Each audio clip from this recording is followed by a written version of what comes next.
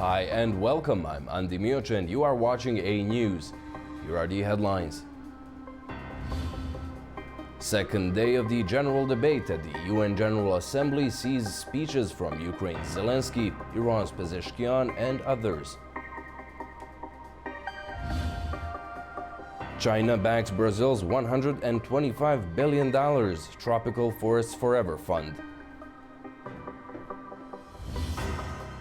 Kazakhstan deepens trade ties with the US with $5.2 billion worth of deals.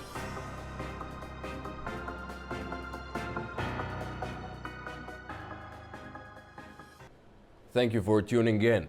We're starting in New York, where the second day of the general debate at the UN General Assembly saw a number of speeches, including the one by Ukraine's Volodymyr Zelensky, who issued warnings for what Russia might do next. The day also saw reports of major developments happening at US presidents' meetings, focusing on Gaza. For more, we go to the UN headquarters and our Ubey Shabander. New York is the city that never sleeps, and during the UN General Assembly, this city is a beehive of activity. So far, we have seen some major speeches here in the headquarters of the United Nations, and we are seeing some new information coming out of that important meeting that President Trump held with a number of world leaders from the Arab and Islamic world, including countries like the Kingdom of Saudi Arabia, Qatar, the United Arab Emirates, and Turkey. President Trump said that meeting that was held on Tuesday is perhaps his most important one, where they discussed the ongoing war in Gaza. According to recent and fresh media reports, President Trump had promised those world leaders that he would not allow Bibi Netanyahu, the Prime Minister of Israel, to annex the Palestinian territories in the West Bank. According to reports, that was a major request from those world leaders of the Arabic and Islamic countries to the American president. We've also seen Volodymyr Zelensky, the president of Ukraine, addressing the General Assembly of the United Nations, warning the world that he believes that Russia is attempting to do to Moldova, the country of Moldova, what Iran did to Lebanon, essentially creating a proxy state. He also mentioned the recent Russian drone incursion into Polish airspace. The Ukrainian leader said that if those drones were Shahed drones, the kamikaze drones that the Russians launch against Ukraine on a regular basis, it could have been much more devastating for the NATO member state. Volodymyr Zelensky also called upon the world to support his country's effort to oppose the Russian invasion. We are now living through the most destructive arms race in human history, because this time includes artificial intelligence. We need global rules now for how AI can be used in weapons, and this is just as urgent as preventing the spread of nuclear weapons.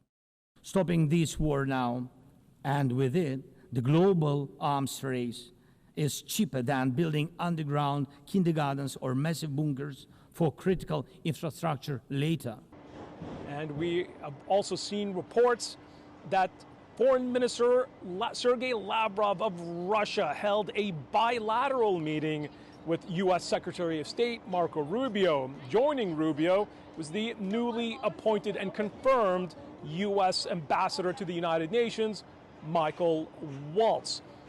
We have seen no reports on what exactly was discussed, but more than likely the ongoing war in Ukraine was on the agenda. This is one of the highest levels of meetings between the Trump administration and the administration of Vladimir Putin to date.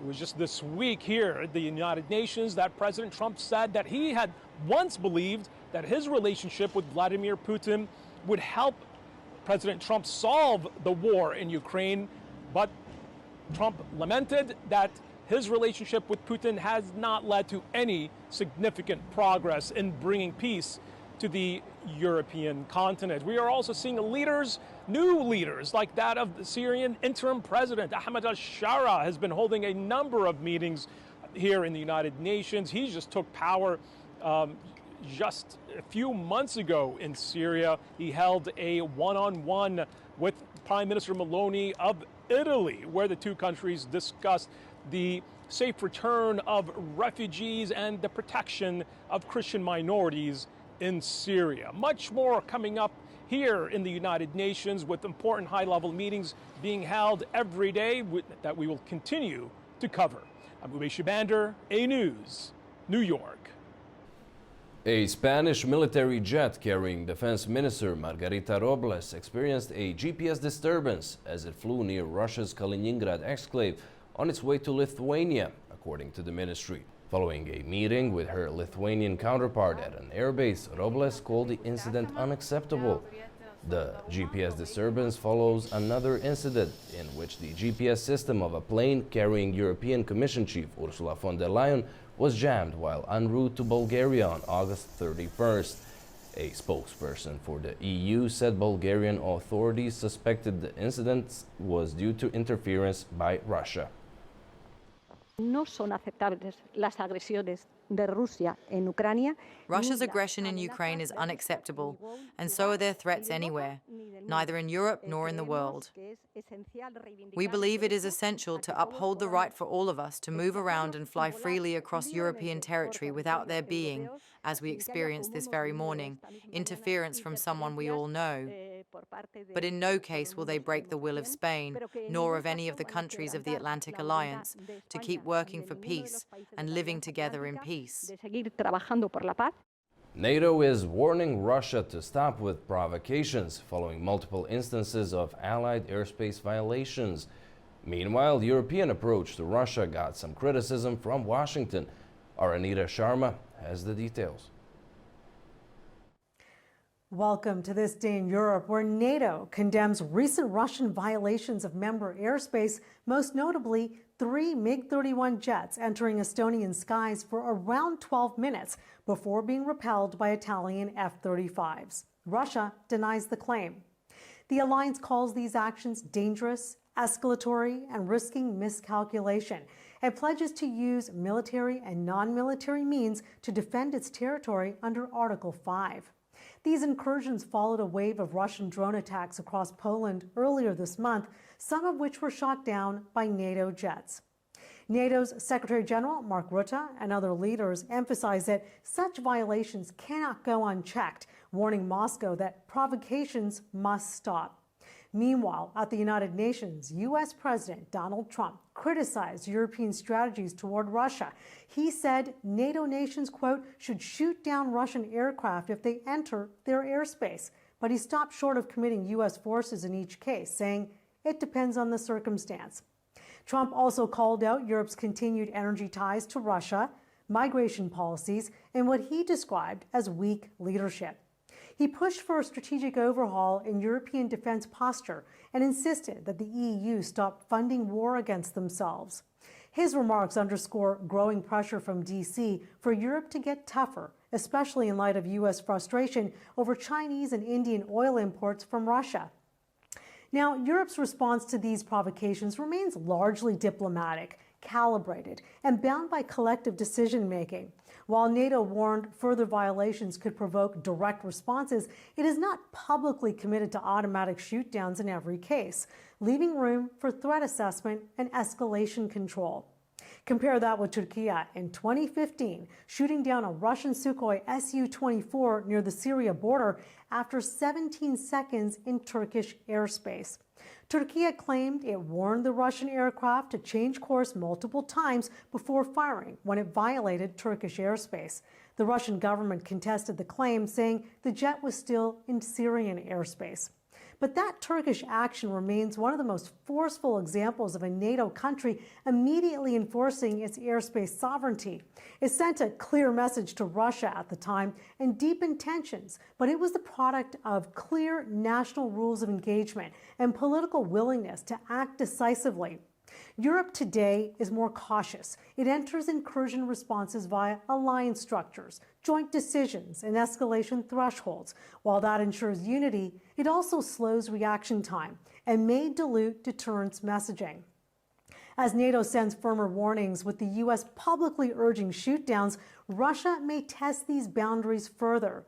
But Europe's comparative restraint versus Turkey's more immediate enforcement 10 years ago reflects the alliance's strengths in multilateralism and vulnerabilities in unified action. The next violation will be as much of a test of resolve as of diplomacy. For A News, I'm Anita Sharma in the Netherlands. To talk on the latest surrounding the war in the east of Europe, we're joined by political analyst Anna Evans, coming to us from Lisbon. Welcome. Thank you so much for being with us. Andy. Let's start with the newest development. A military jet carrying Spain's defense minister was, as Madrid says, hit by GPS disturbance while en route to Lithuania. Do you see this as a continuation of a pattern we've witnessed in past few weeks?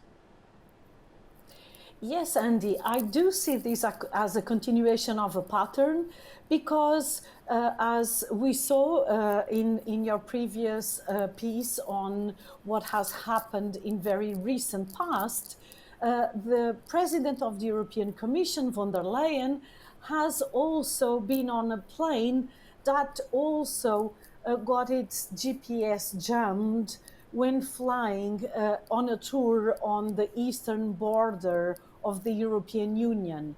And what happened with the Spanish Minister of Defense is that she was flying to Lithuania to, with families of soldiers that have been involved in defending the eastern boundaries of the European Union and, by the way, of NATO as well. And so President von der Leyen, the President of the European Commission, when her plane was recently also jammed in its GPS, she was also visiting the eastern boundaries of the European Union and NATO again. So these are the territories that, from the point of view of the European Union, form a buffer zone, with regard to Russia and its possible territorial claims or potential threats. So yes, there is a pattern that whenever a policy leader of the European Union is visiting the buffer territories of Eastern Europe, which are both buffer for NATO and the European Union, we see this kind of cyber warfare, mixed hybrid warfare that shows, it displays the capacity of Russia to interfere and its audacity to interfere with political leaders that represent NATO countries and or the European Union as well. So yes, it is very clear that the forces that are involved in the Eastern NATO flank, when represented by their respective leaders, Russia shows a signal that, my friends, don't even dare, crossing the line, because we are here and we have no problem in interfering with you and in doing whatever cyber and hybrid warfare is necessary to pursue our goals. So this is the Russian point of view. So it's provocative, but at the same time, it is a very clear message drawing red lines on buffer zones. Well, over at the UN, Volodymyr Zelensky's speech somewhat echoed the one the US president gave a day earlier. Zelensky said the madness is still going on due to weak international institutions. Now, coupled with Trump's remarks that Ukraine could win all of its land back, which resonated like a bombshell, do you see Washington coming even closer to Kyiv, and what can that bring potentially?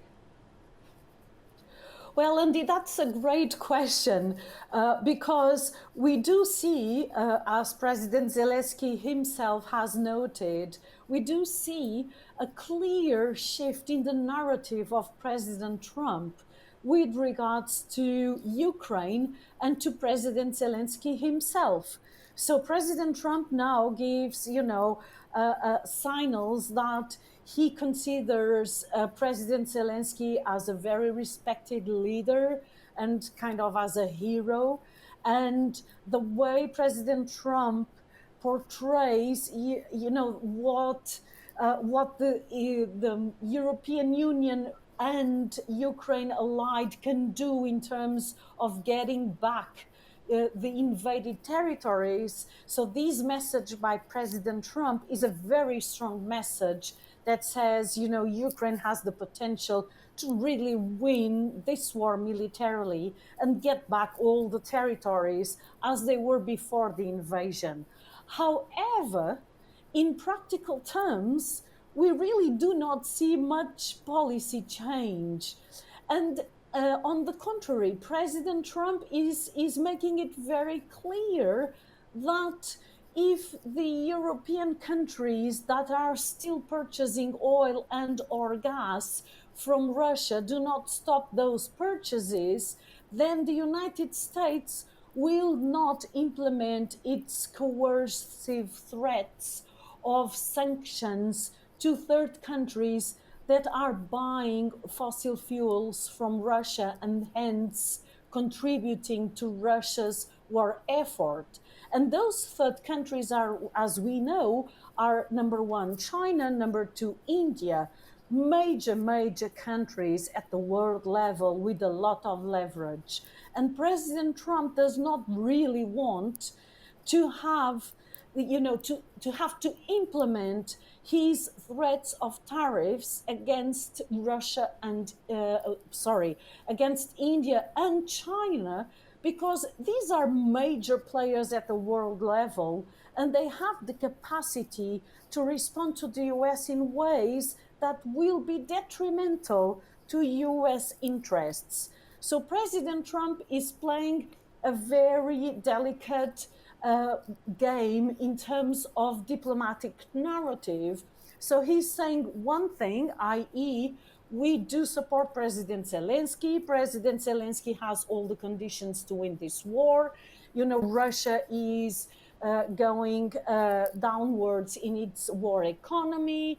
And therefore, all the conditions are set for Ukraine to get a military victory or to get militarily ahead. So President Trump says this on the one hand, but then on the other hand, much ado for, little difference, because in the end, in foreign policy terms, we really have not seen much change, at least not so far.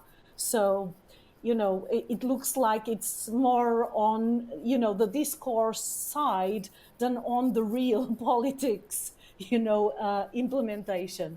Following up on Trump's demand to Europeans to stop buying Russian energy, Brussels is trying to speed up the phase out of Russian fossil fuel imports. But is that enough? Are they moving quick enough?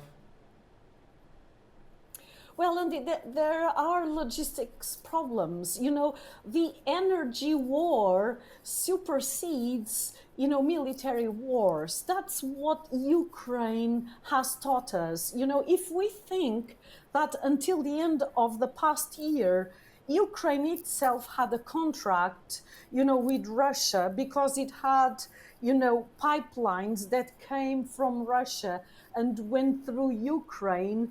And, these pipelines meant that there were financial flows, meaning that there were exchanges of money between Ukraine and Russia until the end of last year. And we're talking about two countries at war.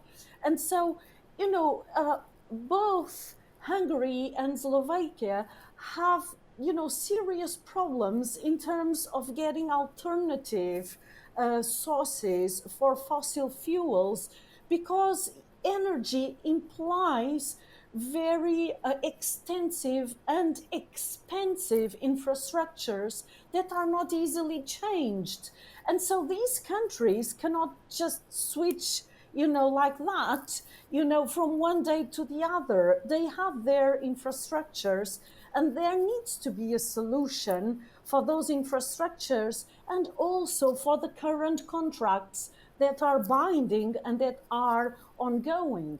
And so it needs, a very strong and coordinated approach from the European Union to safeguard the essential needs of these countries. Bear in mind that energy is essential. Without energy, basically nothing works. The industry does not work, the public administration does not work, we cannot cook our meals in our homes. So without energy, not much can be done. And so this is a critical asset, and countries cannot simply, say goodbye to a critical asset before they have an alternative. And Indeed, that's the Anna. big conundrum that Indeed. they are facing. Thank you so much for joining us and providing us with your insight.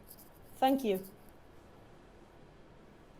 Iran is facing a potential return of UN sanctions, threatening its economy and raising tensions across the Middle East. The move comes over concerns about Iran's nuclear program and its compliance with international agreements.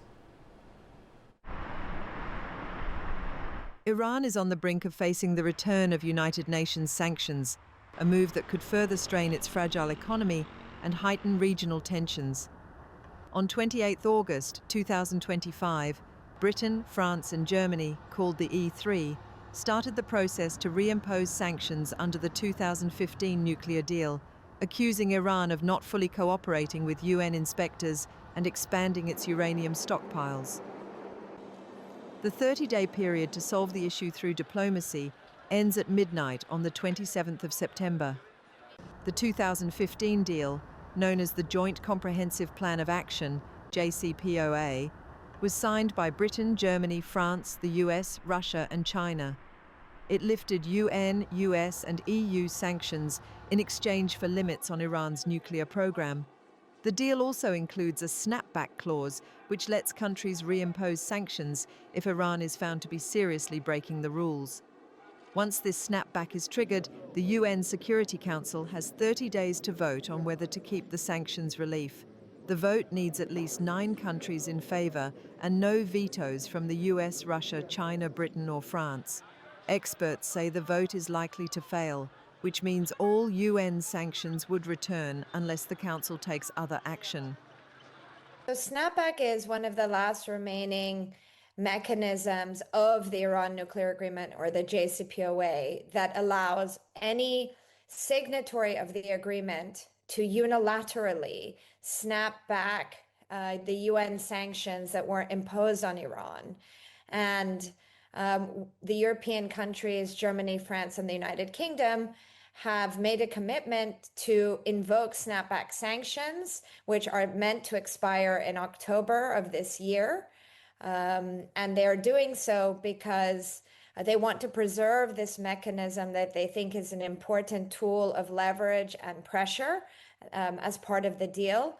But also, they would like to use this pressure on Iran to return oversight on Iran's nuclear program, as well as return to the negotiating table in order to bring more transparency and accountability on this important international issue. If snapback happens, previous UN restrictions would come back. These include an arms embargo, bans on uranium enrichment and missile activity, targeted freezes of Iranian assets, travel bans, and the right for countries to inspect Iranian cargo for banned items. France, Britain and Germany have suggested a short extension to allow more time for talks, while Russia and China have proposed a resolution to extend the deal until April 2026, which could prevent the E3 from reimposing sanctions. After the US left the JCPOA in 2018, Iran slowly reduced its compliance with the deal. rapidly increasing uranium enrichment to 60% purity, close to weapons grade. Western countries say civilian nuclear use does not require such high levels, while Iran maintains its program is peaceful. Earlier this year, a 12-day conflict with Israel also complicated monitoring as strikes hit Iranian nuclear sites. Diplomats are still trying to find a solution. In the context of our consultations and negotiations with them, this issue features quite prominently, of course. I saw the foreign minister yesterday. I will see him again today. Like other,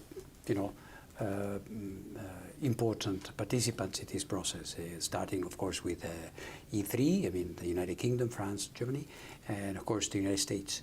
So I would say there is an intense process of consultations and conversations at the moment, trying to assess whether there is a possibility to find a solution which could prevent that from happening. Of course, there is a dimension which is beyond my own remit, quite clearly, on the political sphere for the countries that decided to launch this process, to decide and see.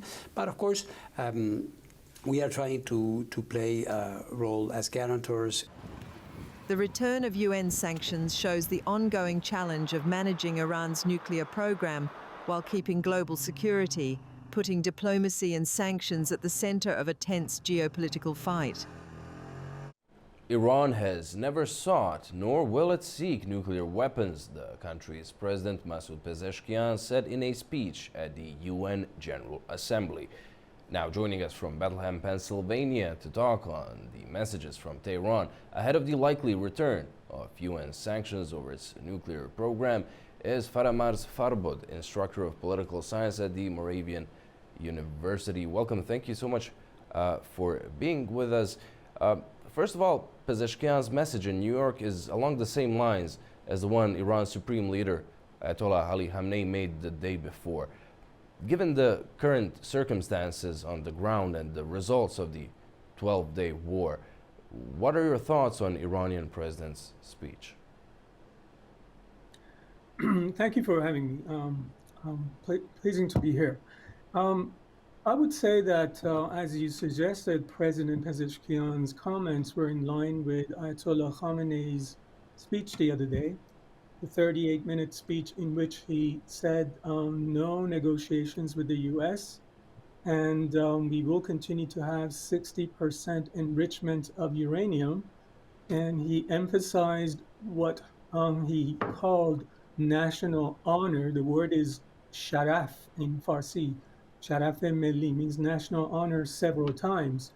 The question, I think, in the minds of Iran's president and officials and the perspective that they have is, I think what they see is that the issue is an issue of sovereignty for Iran. And the pressure that has been put on Iran by United States and by the E3 is viewed as illegal, not to speak of immoral, because it also ended up in a military assault in the middle of negotiations with the E3 and in the back of it with the US by Israel and United States. So the question that is raised, I think, in the mind of officials in Iran is, what are we negotiating for? And it seems like the answer was already given by certain officials in the US administration, including Marco Rubio, who says that essentially Iran's missile systems have to go. They seem to reiterate, that is Trump administration, reiterate that they have obliterated Iran's capacity for continuing with its nuclear program, which Iran does say it's a peaceful program and there is no evidence to suggest otherwise. So if we take the position of Trump administration that they have obliterated Iran's capacity to pursue this program, then from Iran's perspective, it's almost clear that the negotiations are for taking Iran's missiles away from Iran, or at the very least reducing the missile capacity's range to something far beyond Iran's capacity to reach its adversaries in the region. So from that perspective, obviously Iran is not going to negotiate. So that is what I think is going on. Do you see any room for some last-minute diplomacy with just days left with the Europeans to prevent the snapback? Not really. It's a realm of possibility, of course, but my expectation is no. The question is, of course, is Iran interested in, let's say, negotiations? The answer is yes. Iran has been interested in negotiations. Let's recall that Iran was in the middle of negotiation when Israel and the United States assaulted militarily. And even after the 12-day Iran war with Israel and the United States, Iran demonstrated that it's interested in compromise. The latest information we have that came from Iran's negotiation with IAEA Chief Grossi in Cairo, for instance, indicated that Iran was interested in some form of provisional accord with IAEA that would say that Iran will, let's say, limit its enrichment of uranium to 20%, down from 60%, allow inspectors to come in at a certain time under certain rules, and in exchange for that, there would be a temporary delay of the snapback mechanism and a guarantee by the United States that there will be no military assault on Iran. This would have been the basis of a provisional accord pending further negotiations for a more comprehensive deal that would abolish the snapback mechanism in its totality and lift US sanctions on Iran. So that didn't happen, obviously, and it seems like I said in my previous comment, the negotiations are aimed at making sure that Iran no longer has the capacity for national self-defense in an era in which it's almost certain that there would be another round of attack on Iran shortly, or by the end of the year, or maybe in the first few months of the next year. Thank you so much for joining us and providing us with your insight and opinions. Thank you for having me. China is backing Brazil's $125 billion Tropical Forests Forever Fund, a landmark plan to reward rainforest nations for conservation. The move signals Beijing's shift from climate aid recipient to provider, boosting ties with Brazil ahead of COP30. Our Mahnur Makhdoom has the details in Beijing. China has endorsed Brazil's ambitious $125 billion Tropical Forest Forever facility, a global fund designed to reward rainforest nations for keeping their forests standing. The move signals a shift in climate finance dynamics, with Beijing presenting itself as a provider of climate support rather than a recipient, placing it closer to advanced economies that have traditionally shouldered environmental funding responsibilities. The fund, spearheaded by Brazil ahead of its hosting of COP30 in November later this year, seeks to mobilize sovereign and private contributions to protect tropical forests across the Amazon, Congo, and Southeast Asia. Brazil has pledged $1 billion as seed capital, while China joins a growing list of supporters that includes France, Germany, Norway, the UK, the UAE, and Singapore. Together, this coalition aims to secure permanent financing to safeguard global biodiversity hotspots. Under the proposed mechanism, the fund's capital would be invested to secure financial assets, with annual returns expected to be around $5 billion, distributed to rainforest nations that can demonstrate they have preserved their forest cover. Payments would be reduced or cut if deforestation occurs, creating a result-based incentive to prioritize conservation. By endorsing Brazil's initiative, China has not only strengthened its ties with Brasilia, but also it elevates its role in the global south, positioning COP30 as a potential turning point for global climate cooperation.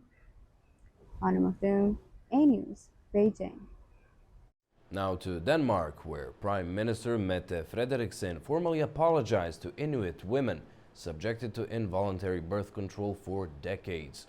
Frederiksen said the acknowledgement marks an effort to repair strained ties with Greenland. Danish Prime Minister Mette Frederiksen travelled to Nuuk on Wednesday to deliver an official apology for a decades-long birth control campaign imposed on Greenlandic Inuit women. Calling it a dark chapter in our shared history, Fredrickson stated on a social media post, the apology was an important step toward healing. During the 1960s and 70s, thousands of women, nearly half of those of childbearing age, were forced to wear intrauterine devices without consent. Many were left sterile, while others suffered long-term physical and psychological harm. The scandal remains one of several painful episodes straining Denmark's relationship with its Arctic territory, alongside cases of forced adoptions and child removals. Copenhagen is seeking to repair ties with resource-rich Greenland, which has strategic significance internationally. Alongside the apology, on Monday, Fredrickson announced a reconciliation fund to compensate victims and others who face discrimination for their Inuit heritage. Elsewhere in Europe, France awaits the verdict in Nicolas Sarkozy's trial over alleged Libyan campaign financing, a case that has cast a long shadow over the former president's legacy. A Paris court is set to deliver its verdict on Thursday in the trial of former French President Nicolas Sarkozy. He is accused of accepting illegal campaign financing from late Libyan leader Muammar Gaddafi during his 2007 presidential bid. Prosecutors are seeking 7 years in jail, a €300,000 fine, and a 5-year ban on holding public office. Sarkozy, who led France from 2007 to 2012, denies the charges, insisting no Libyan money was ever used in his campaign. The case alleges that he and senior aides agreed in 2005 to a corruption pact with Gaddafi, aimed at funding the election and improving the Libyan leader's international image. 11 former aides are also facing charges, with penalties ranging from suspended sentences to 6 years in prison. Evidence cited by prosecutors includes statements from 7 former Libyan officials, trips by aides to Libya, financial transfers, and notebooks of the late Libyan oil minister Shukri Ghanem, who died in 2012. Sarkozy's defense maintains he did not need foreign funds for his campaign. The former president has faced multiple legal battles since leaving office, serving time in previous graft and campaign finance cases and losing France's Legion of Honor. Appeals are ongoing, and even if convicted in this case, he is unlikely to go to prison immediately. Sarkozy remains influential on the French right and continues to meet with President Emmanuel Macron. The verdict from the Paris Criminal Court is scheduled for 10 a.m. on the 25th of September 2025. Over in the United States, multiple people were wounded and killed in a shooting at a federal immigration and customs enforcement field office in Dallas, and the shooter died following a self-inflicted gunshot wound, according to federal officials. Dallas police chief said when police responded to the shooting scene on Wednesday morning, they found 4 people with gunshot wounds, 2 of whom were dead, including the shooter. The Dallas FBI office said that rounds that were found near the shooter contained messages that are anti-ICE in nature, adding no law enforcement personnel were hurt. NASA says its Artemis program could send astronauts around the moon months earlier than planned. The crewed Artemis 2 mission may now launch as soon as February, setting the stage for Artemis 3, which aims to land humans on the lunar surface for the first time in more than half a century. 3, 2, 1. The announcement that Artemis 2 could lift off in February marks the latest milestone in America's renewed push to the moon. The 10-day mission will carry 4 astronauts around the lunar surface and back the first human journey beyond low Earth orbit since 1972. Artemis is NASA's flagship lunar program, designed not only to revisit where Apollo left off, but to lay the foundations for a permanent human presence on the moon and, eventually, missions to Mars. Artemis 2 is a test flight for Artemis 3, planned for 2027, when astronauts will attempt to land at the moon's south pole, an area believed to contain frozen water that could be turned into drinking supplies, breathable oxygen, and even rocket fuel. There is a large investment in order to achieve the great things that we want to do with a program the size of Artemis. For every dollar that we spend on this hardware, $3 comes back into the U.S. Treasury. So there is, I think it's an incredible investment in our country to be trying to build these amazing spacecraft. Beyond science and economics, Artemis also raises ethical questions. As competition with China grows, NASA stresses Artemis is a civilian mission framed as exploration for the benefit of all humankind.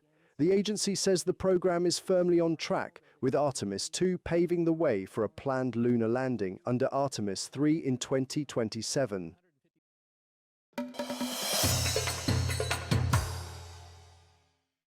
Kazakhstan has finalized investment deals with the United States worth $5.2 billion during Kazakh President Kassym-Jomart Tokayev's visit to New York, in a major boost to the country's economic ties with Washington. 11 agreements and memorandums were signed between Kazakh and American companies, ranging across transport, logistics, energy, and IT. The deals follow Tokayev's earlier trip to China, where he secured $15 billion across 70 agreements.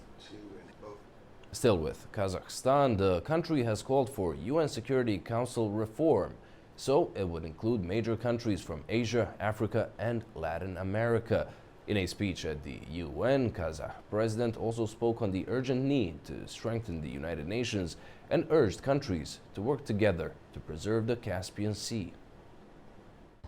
Kazakhstan calls for reform of the UN Security Council and its expansion to include major countries from Asia, Africa, and Latin America. This was stated by President Kassym-Jomart Tokayev during his speech at the 80th session of the UN General Assembly in New York. In his address, the head of state emphasized that the crisis of trust in multilateral institutions demands urgent and decisive action instead of simple discussion. A comprehensive reform of the UN is a strategic necessity. The president also proposed strengthening the role of middle powers. Amid growing geopolitical tensions, these nations can act as bridges of trust between major players. President Tokayev noted that without concrete steps toward lasting peace and security, the organization will only mitigate the consequences while the root causes of global conflicts continue to multiply. Specific figures were also highlighted. Global military spending in 2024 reached $2.7 trillion. In response to rising international security threats, Kazakhstan expressed readiness to host a new international dialogue on nuclear disarmament and reaffirmed its support for the Treaty on the Non-Proliferation of Nuclear Weapons. The president also reaffirmed Kazakhstan's commitment to diplomacy over force, expressed concern over the Ukrainian crisis and the humanitarian catastrophe in Gaza, and stressed the importance of protecting civilians. He also emphasized that territorial disputes in such conditions require responsibility and restraint for the sake of future generations. President Tokayev's political message included a call to reject the language of civilizational clashes. He stated that leadership should be based on respect and dialogue, not suspicion and arrogance.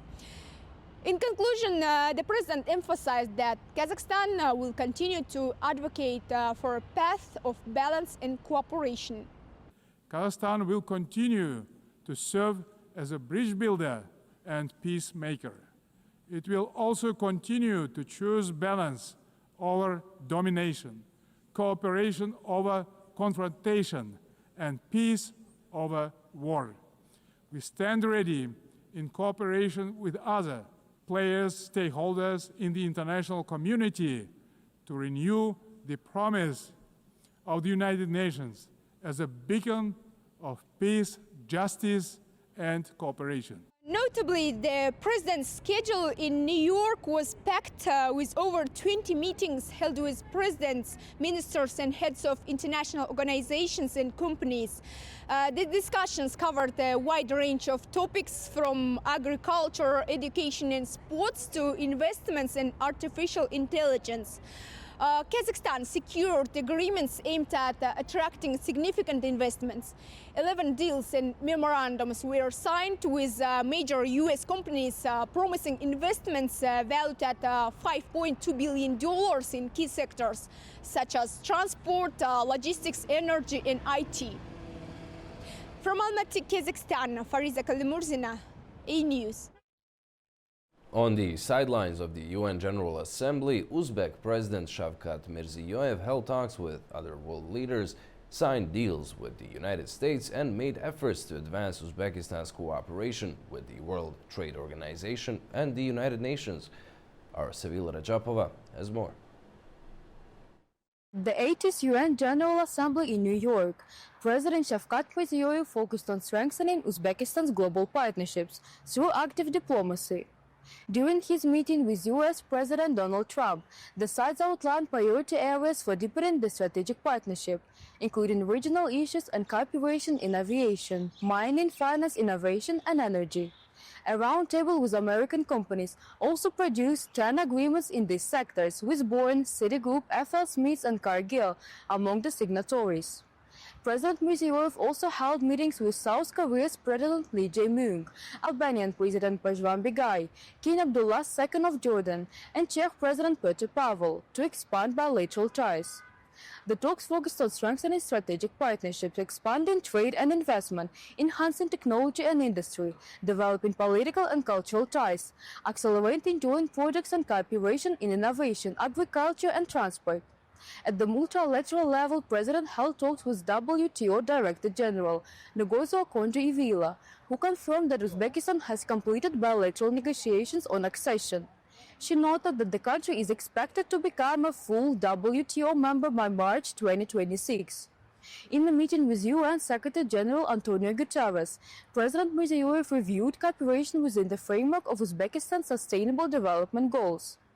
The side agreed to prepare a new 5-year cooperation program and to strengthen Uzbekistan's role within UN institutions.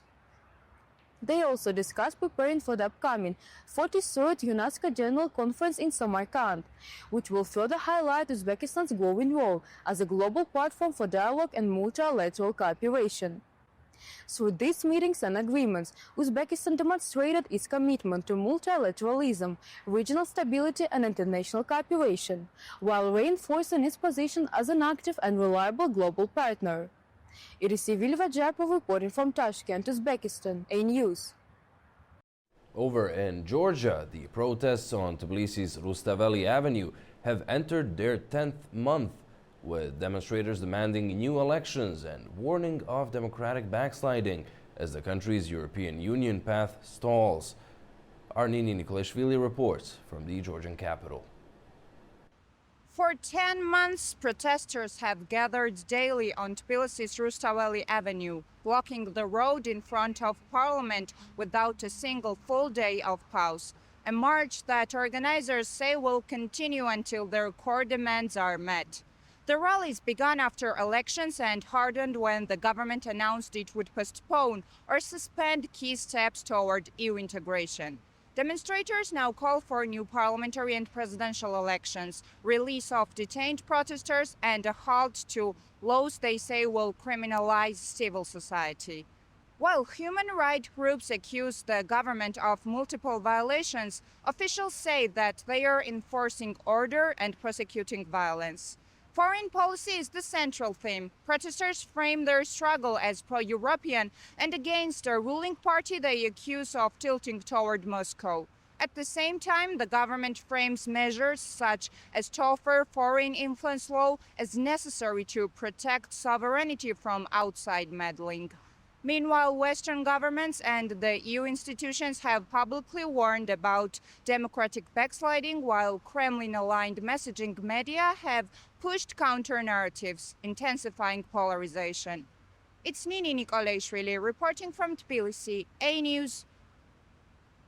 Afghanistan is calling on Japan to restart a suspended $34 million worth water project first launched back in 2020. The project is seen as vital for addressing the country's growing water needs. For more on this, we go to Kabul and our Tamim Bahis. Across Kabul, families are increasingly reliant on mobile water tankers as underground reserves dry up. Experts warn this short-term fix may worsen the problem as over-extraction continues to drain aquifers faster than they can recover. The Ministry of Energy and Water has registered more than 200 supply companies, urging them to draw water from rivers or outside the city instead of local wells. Officials say restrictions are also in place for high consumption industries such as factories and car washes.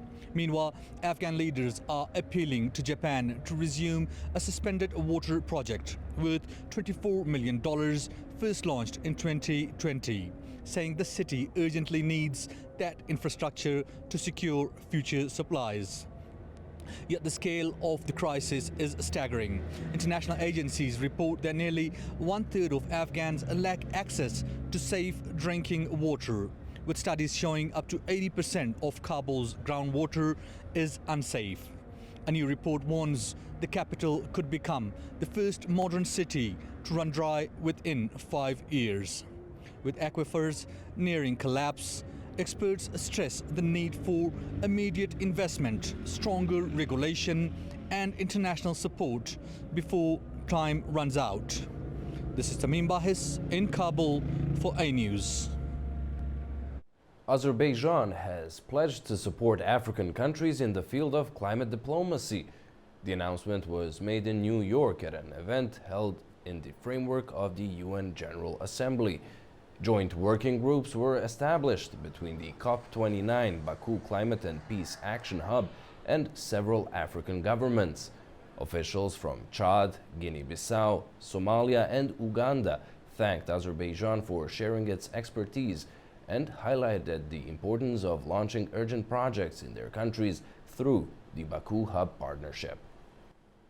Earlier, we spoke to political analyst from Paris, Abdenour Toumi, on Azerbaijan as an energy supplier to Europe and a credible partner for Africa in energy, agriculture and technology. Here's what he had to say. It is actually, a way by other means of this cooperation, and not, the COP20. There is the Baku forum, in which is pretty much now a challenge to, in a good way, to the Doha challenge on that hemisphere, on the South Caucasian hemisphere, and the relations between Central Asia and Africa, for instance. And now in that, the position of Azerbaijan as a pivotal state on its geopolitical landscape and a strong energy supplier to Europe. And we saw how it's playing this role in light of the crisis, the Russia-Ukraine conflict, and how Azerbaijan is playing all actually filling this vacuum for the Europeans. And this is why now the Africans are looking to Azerbaijan as a credible partner and also a serious one in terms of energy cooperation, agricultural cooperation, technology cooperation, and also on humanitarian aid also. The Eurasian Universities Summit, bringing together more than 300 participants from over 20 countries, has opened here in Baku. For more on this year's gathering dedicated to transnational research, we go to our Nuray Mustafa.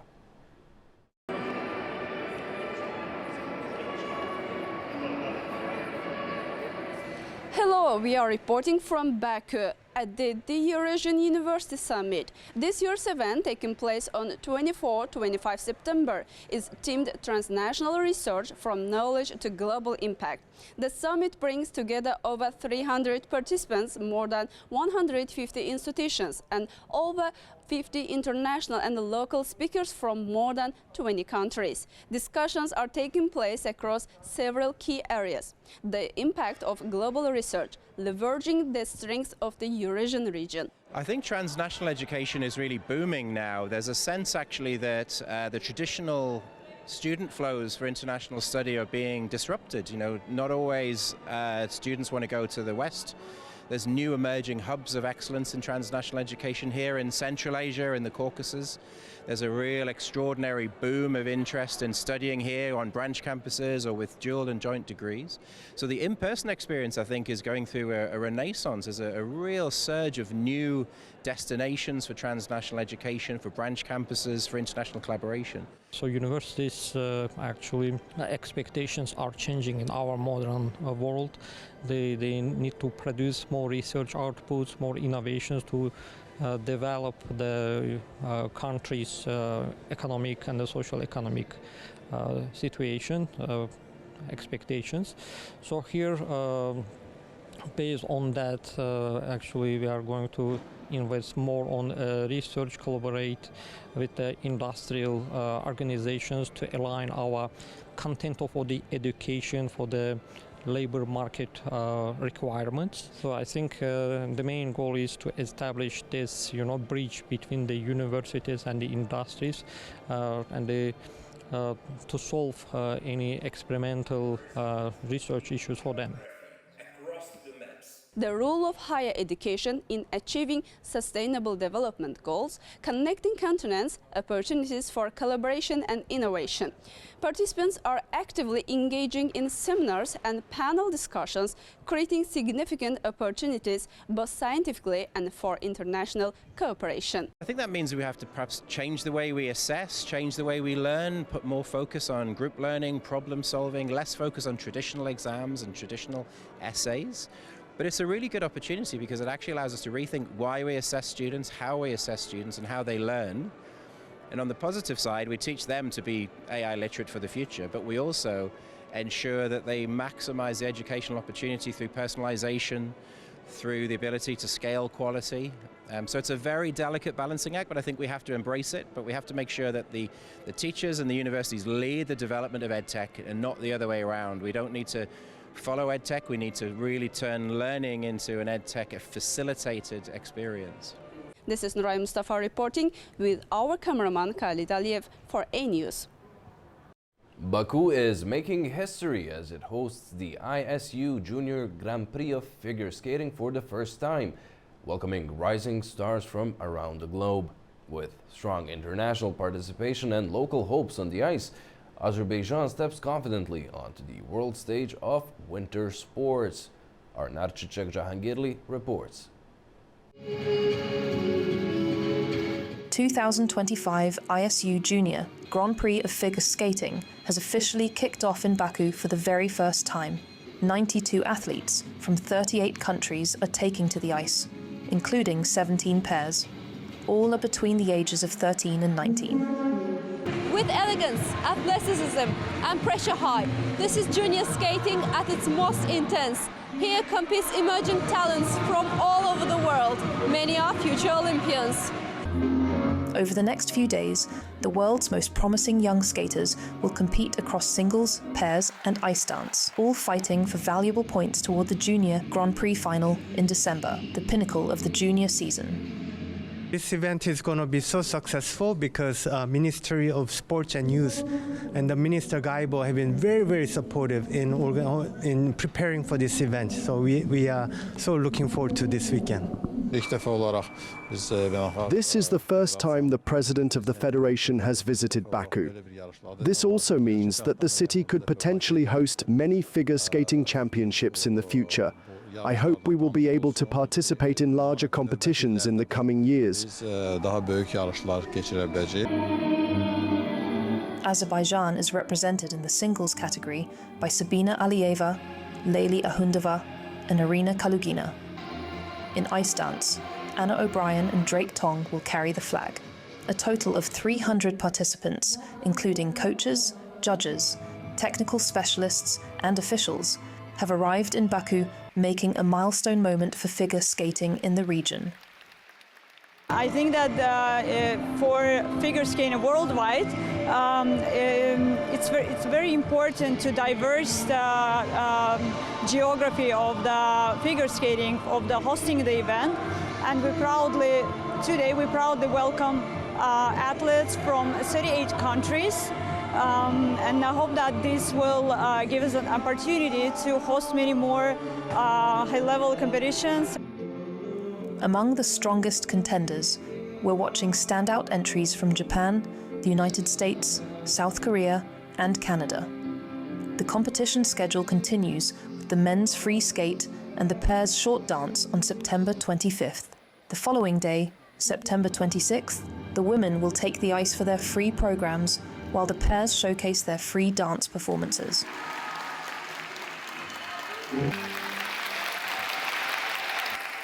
Well, that's all we have for you for now. Thank you so much for watching, and do stay tuned to A News.